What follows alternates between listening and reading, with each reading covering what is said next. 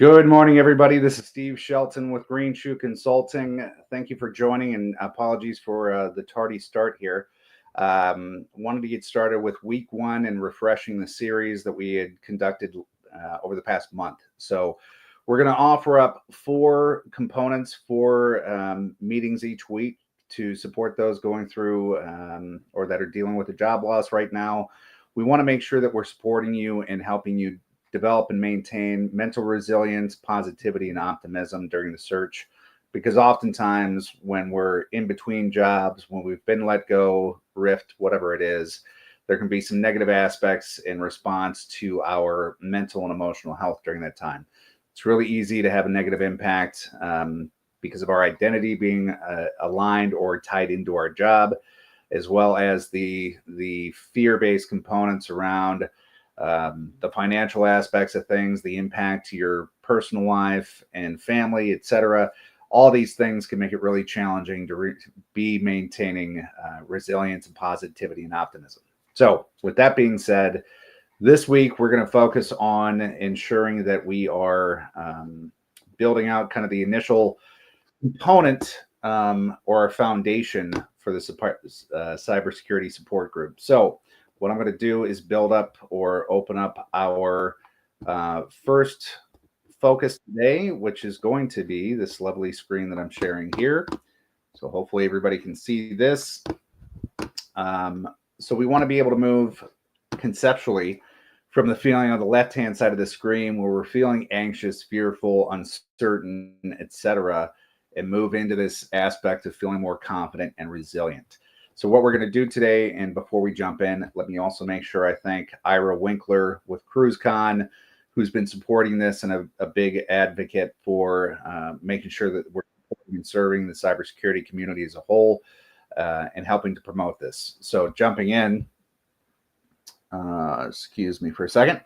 We're going to look at the agenda in a second, but I want to make sure we hit on what's the point of this group. As I mentioned, we want to make sure we're helping support everybody in between or dealing with a challenging time when you are in between jobs. And the group is offered in a 4-part series. As I mentioned, each session is going to be 30 minutes or so to an hour long, depending on the content we're presenting. One, it is a challenge in this space to ensure confidentiality because we are live streaming. We do ask that there is a level of respect in terms of those that are participating. That includes being curious more so and supportive than you are being judgmental. So if somebody is speaking or chatting, please make sure we keep things respectful in that aspect and that we're supporting, because one, if you are participating in sharing anything, anybody that wants to be in this space and learn, if you are not sharing, you are going to learn in some capacity from others that are sharing. So we want to be mindful of that. The focus today on today's session is going to be normalizing and sharing some of the struggles. So I see we have one viewer right now enjoying. Anybody else that's joining in, we want to talk about some of those things in terms of what's making it hard in between jobs. We also want to look at developing support networks. And those support networks for most of us and many of us are existing. The idea is, though, when we're in between jobs, when we're dealing with the challenges and the struggles of being in between a job and looking for the next one, it's really easy to beat ourselves up and focus on the negative aspects of what we're experiencing, opposed to leaning into the positive things and the strengths that we have. So it's easy to isolate, not ask for help because of embarrassment and shame and whatever else that we're feeling and experiencing in the moment. But we really want to lean into the support channels that we have, because that's what's going to help us maintain resilience and positivity and optimism. And then finally, we're going to learn how to ask for both emotional and instrumental aid. That got cut off. I apologize. I just updated the slides, but we'll get into that as well. So as you can see by the agenda, we're going to move into a check-in. And so since this is going to be a challenge for us to be able to view exactly what's going on in this realm, since I'm managing a couple different screens here, I want to make sure that everybody understands. I'll be talking through this as more of an educational component, but we do want to be able to keep an eye on the chat. So I'm going to clear that out. What I'd like to do is start off with this check-in. So, if you're not familiar with this, if you've not worked with me or seen me talk, I'm a big advocate of this. So, I come from a farming military family. Most of the men in my family do not talk about feelings. So, this aspect of like kind of relates to cybersecurity too, where we've been conditioned or programmed to not express any mental or emotional challenges because the job and the environments dictate, whether it's said outright or implied, that expressing any mental or emotional challenges is seen as a weakness, and therefore it's deemed that you can't perform and do your job. That is a major inhibitor to high performance. So, if we are going to consider ourselves high performing individuals and contributors, we need to know what really makes up high performance. So, first and foremost, self awareness is really being understanding and aware of what you're experiencing in the moment. So, are you showing up as your best or are you struggling? Those are two components that are pretty fundamental in terms of what we do is in terms of high performance. And so, this inner circle here, this is called the feelings wheel. The feelings wheel just gives you the ability to describe your feelings that you're feeling in the moment, that you feel experienced in a certain situation, whatever it is. But this is the crux in terms of understanding ourselves, understanding how we relate to other people, being able to communicate effectively, lead, influence others, etc. So the idea here is that really trying to break those old patterns of not expressing these things is really, really important because that leads to connecting with others, that leads to effective communication, etc. So what we often do and what we will do for the next 4 weeks going forward is really expressing how we're feeling in the moment. So being honest with ourselves and having the courage to be able to share this with others is a high performance characteristic. So this isn't really throwing ourselves a pity party. It is just acknowledging the reality of what we're feeling. So I'll model this, but when we check in, just being able to say what we feel in the moment is a big deal. So for us, in this internal circle of feelings, we've got 6 feelings shown here. There's not every feelings wheel is the same. They may have some different feelings in the middle. 6 or 7 is typically, I'll say 5 or 7 is usually the primary components that you'll see. But these are things like sad, angry, fearful, joy, ashamed, embarrassed, disgusted, surprised. And I think that went through 8. But I stick with a variety of those as the primary feelings. You'll also notice that the majority of those are not necessarily positive feelings. So that's meant because of the fact our brain, throughout millions of years of human evolution, has defaulted to survival instinct. So our default as human beings is just to survive our experience in this world. So our brain is set to alert us to anything that can cause us harm in our environment. So that's why we have those majority of feelings being not necessarily positive. So to model the check-in, I'm feeling a combination of things right now. I'm feeling joy in being here in the moment, being able to share this space and help everybody or anyone that's actually going through a job loss situation, job change, whatever you want to call it. I'm also feeling, I'll say, maybe sad would be the right word because I was at an event last night, got home at midnight, got up at 6. I usually thrive on 8 hours of sleep. So 5 to 6 is not enough energy recharge for me. So those two things are what I'm showing up with right now. If you are watching this live and you'd like to throw in a chat of a feeling or two that you're experiencing right now, I encourage you to do that just to start to get to see what it's like, right? Also, verbally expressing it is a great way to get into that. Excuse me. So that's how we would start our meetings. Doing this is also a great way from a team standpoint. So if you have ever managed a team, if you lead a team, being able to set off or start any meetings, whether it's a team meeting, individual meeting, etc., and be able to have a check-in like this is a great way to really uncover what's going on with your team member, with yourself, etc. But that opens up dialogue. So from a human psychological needs standpoint, this is a social emotional learning concept.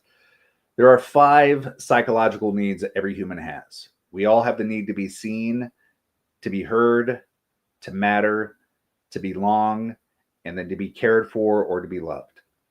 So when we're experiencing a conflict internally with ourselves or with somebody else, or you see 2 people or more having a conflict, it's because typically one or more of those things is not being met.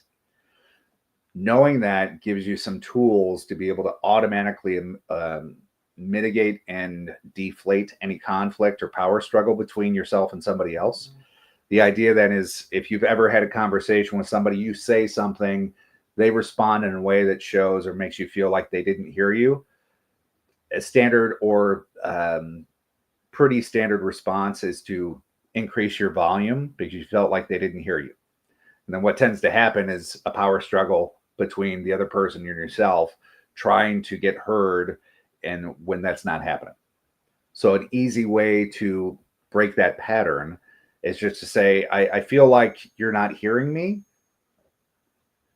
What are you hearing? Clearly you have a different thought process. Help me understand what you're hearing or what you're thinking. And going back to that 7 habits of highly effective people, Stephen Covey talks about seek to understand before you seek to be understood. It's a very effective way to manage those conflicts. So with that being said, once we get in that check-in, the idea here is that we're going to move forward into the personal support map. So again, I apologize for the formatting. We'll make sure that this is better going forward. But the idea here is that when we think about our levels of support, our levels of relationship, so to speak, that inner circle, that primary target with the you written in there, that's your closest relationships. So who do you have, and some of us may not have these, but who do you have in your life that is an unconditionally supportive relationship that knows you really, really intimately? It might be a spouse, a significant other, it might be a family member, it might be a team member, right? So if you've worked with somebody for many, many years, you might know each other really well and have a really tight relationship. That inner circle is going to be pretty small in terms of the number of people that are in there. However, that is typically your most intimate relationships or relationship, and that's somebody that you can go to and confide in them. You can share your innermost secrets with them, and it's an opportunity to continue to foster that relationship and say, hey, I'm struggling. I really need some support. I need a friendly ear. I need some help with this, whatever it is. Those are the ones that we want to make sure we identify and continue to foster on a regular basis. So what we would do here, and what we'll do in the Zoom session after this, and I'll open up the Zoom for anybody that's able to join, we want to start to write down, and I encourage everybody to have a pen and paper or pencil and paper, something to write on physically. There's something pretty miraculous that happens when we don't just think about it, we don't just verbalize it. When we put pencil or pen to paper, there's something that makes it more real. So the idea here is we want to start to list out who are those people in that inner circle that you know you can depend on no matter what. If you don't have those people, totally understandable. Not everybody has that. The idea here is that we're going to start to build in how do we start to create those more, because we want to be able to reach out to people for support. So that first inner circle is our tightest circle. When we expand into that second circle, there's people that you can reach out to and they'll be willing to help you out, right? So it's not as intimate and tight as that inner circle, but it's the next level out. So who are some people that you could write down here that you know that you may not have as intimate of a relationship, as tight and close and unconditional of a relationship, but you can reach out to them for some help, right? Or even it's just to say, hey, let's go get some coffee, you know, that they would join you, right? So we want to be able to expand into that and brainstorm those names. And then the third circle out, we're getting further away from you. So the idea here is those are not as tight and close relationships. However, you do have some engagement with them. Maybe it's somebody you worked with and you haven't talked to them for over a year, whatever it is, but you know you have a good relationship with them.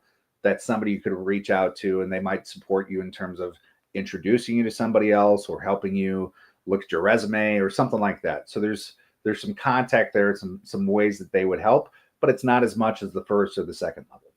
And then the very outside circle is you're connected with them on LinkedIn. You don't have a strong relationship, and maybe you've connected through an event 3 or 5 years ago, but it's somebody that you have a connection with. And so from a networking standpoint, you could reach out to them, and maybe they're working at a company that you see a job posting for, and you could say, hey, we haven't talked for a while, but I'd really like your help and support with this specific ask. And that'll come into play later next week and the week after, in terms of we're going to put some concrete actionable plans and strategies together to start to engage our network and start to engage the support model, right? So that's the idea of building out the personal support map.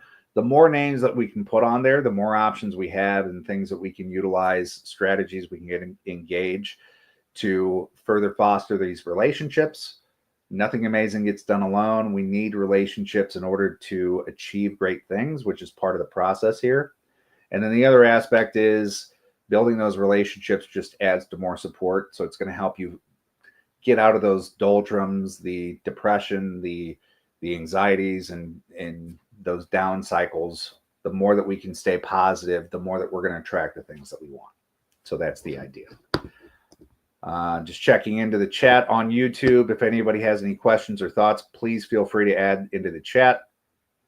And I'll move back into here. So after we start building out that support map, we're going to start moving into an aspect here. And excuse me, I'm going to go out of full screen to make sure we are seeing this correctly. And again, I apologize. We'll have this more set up conducively to be able to view these things effectively. I want to take this off. Okay. Ooh. All right. So why close support matters? I want to do a few things here, but loneliness compounds stress. I prefer this for that and for the fact that it's a resource multiplier. So when we're trying to find a new job, a new position, etc., being able to have access to additional help is just what allows us to find the next opportunity that much quicker. So I want to hit on some common barriers and missteps here. So this idea that many of us hesitate to ask for help, and there's reasons for that because of our fears, our doubts, and our uncertainty, etc. But there's some common components here. Pride is a killer to be able to ask for help, and a stigma for it. So this aspect of feeling ashamed or embarrassed, I'd like you to look at that as, if you're feeling any of that, I'd like you to look at that as an opportunity to maybe reframe that into, if you were the other person being asked by somebody that was in between jobs, would you be willing to offer up support? Most of us would answer yes, that is something that we would be willing to offer up because we want to help others out. So if the shoes are turned and you're needing help, if you would offer help to somebody else in the similar position, then being able to offer that up is like the similar type of response is a lot more effective in just alleviating some of that pressure and some of those expectations we may be feeling. I hear a lot of having a fear of burdening others. So this idea that you're thinking about everybody's busy, everybody's got their own stuff going on. If I ask for help, it's just going to be adding burden to somebody else. I'm going to be seen as a nuisance, etc. Again, that's the fear of being judged. So understanding that if the roles were reversed, if somebody was asking you for help, would you feel that they were a nuisance? Maybe you would, but there's also part of you that would also want to be able to help them out. So being mindful of that. The unclear ask, this aspect of, I see this quite a bit, the fears and anxieties kind of having the steering wheel over how we're behaving. And so this unclear, vague, ambiguous ask, or not having a very, very specific ask, makes it really hard for somebody to know how they can effectively help you. So then moving into that space, and as we go through the next couple of weeks, we're going to get really clear on some of the values that drive our words, our thoughts, and our actions, building out a statement that allows us to say, hey, this is one of the values that really drives me, and this is why. This is my ask. This is what I'm looking for. Can you help me with this specific thing? Is it reviewing your resume? Is it getting a connection to somebody else? Is it preparing for an interview? There's a variety of asks that don't have to be big asks, but the more specific we can get, the better off somebody else is going to understand. Can they help you with that or not? And then timing and fit, asking too late or someone who's not equipped to help you.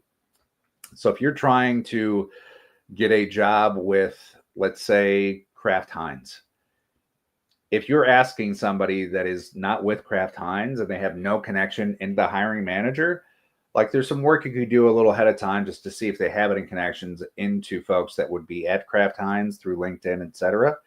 But if you're not doing the work ahead of time to be a little bit prepared to say, hey, I see you're connected with so-and-so at Kraft. Can you make an introduction to me? How well do you know that person? If you haven't done that work and you're asking somebody that has no connection to Kraft Heinz, you're doing yourself and that person a disservice. So we're going to work on ways that we can understand and do a little prep time or work ahead of time to make you more effective in what you're doing. Any questions on that, please feel free to put those in the chat again, and then we'll move forward here. So we went through very specific components, and this is what we're doing. We're trying to add value to help support you during this time, and we want to make sure that it's actually applicable and something that you're going to get value out of. So this idea gets into how do we ensure that you are, one, finding value in this, and then secondly, doing something that's going to actually help support you. Excuse me for a second. There we go. All right. So the idea here is the practice for this week is going to get into a couple of components.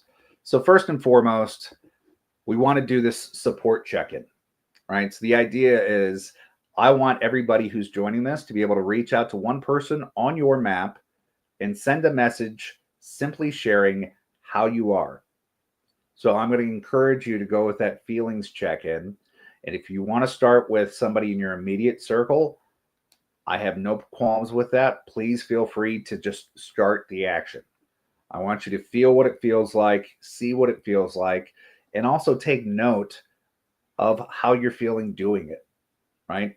The lead up to it, the actual action of doing it, and then afterwards, what all is going on for you? Do you feel any hesitancy? Do you feel any awkwardness? Do you feel excited by it? Like what goes on for you? Track that every day. I want you to do one reach out and challenge yourself.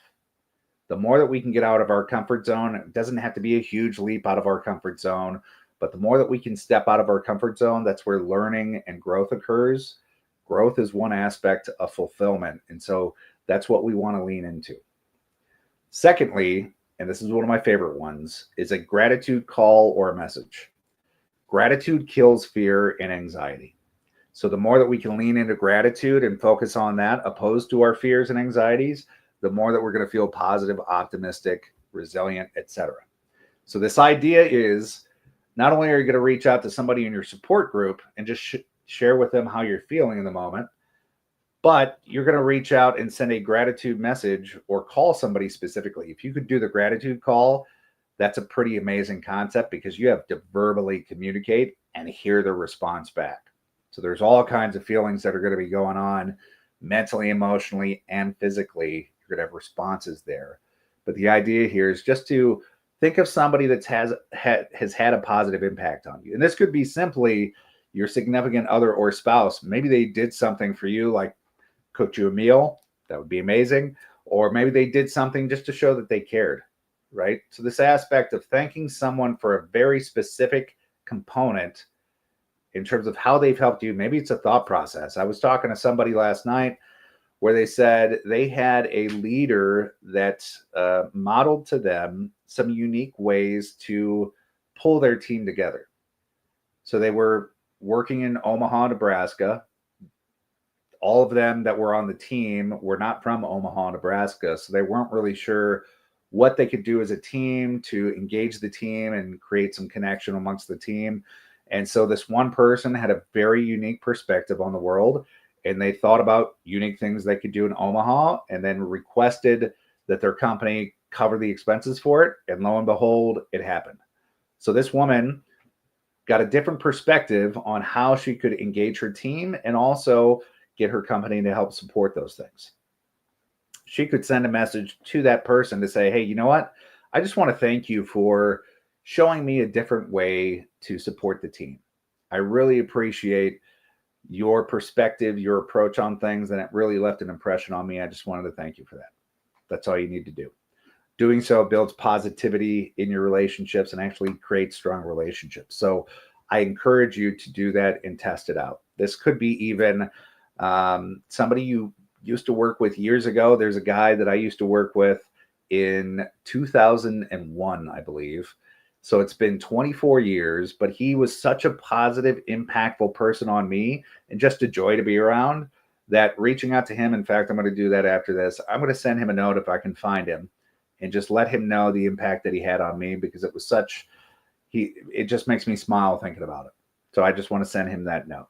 So if you have any questions, feel free to reach out. I'm going to post in the chat our group here to Zoom. So if anybody wants to jump onto Zoom and have some direct conversations over this, I'm going to share this. Bear with me for a second again.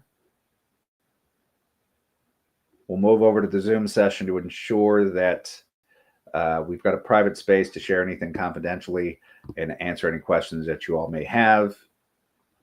And we're going to do this.